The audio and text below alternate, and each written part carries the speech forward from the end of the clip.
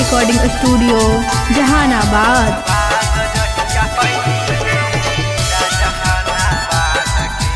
Music by Lokesh Nirala.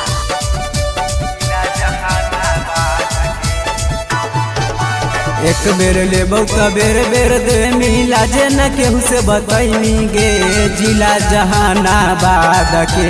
एक बेर लेबौ त बेर बेर दे मिला जे न केहू से बतैनी गे जिला जहानाबाद के। सबाद जहिया कैनी गे जिला जहानाबाद के। सबाद जहिया कैनी गे जिला जहानाबाद के।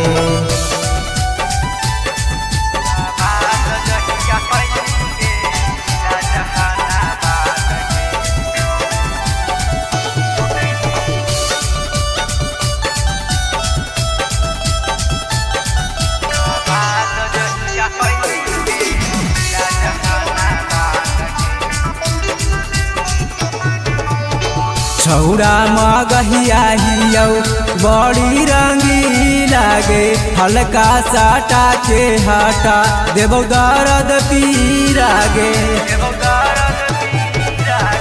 छौड़ा मगहिया हियौ बड़ी रंगी लागे हल्का साटा के हटा देबौ दर्द पीरागे। मिलल हौ मौका तोरा अनोखा छोड़ मिता पचतैनी गे जिला जहानाबाद के। मिलल हौ मौका तोरा अनोखा छोड़ मिता पचतैनी गे जिला जहानाबाद के। सबाद जहिया कैनी गे जिला जहानाबाद के। सबाद जहिया कैनी गे जिला जहानाबाद के।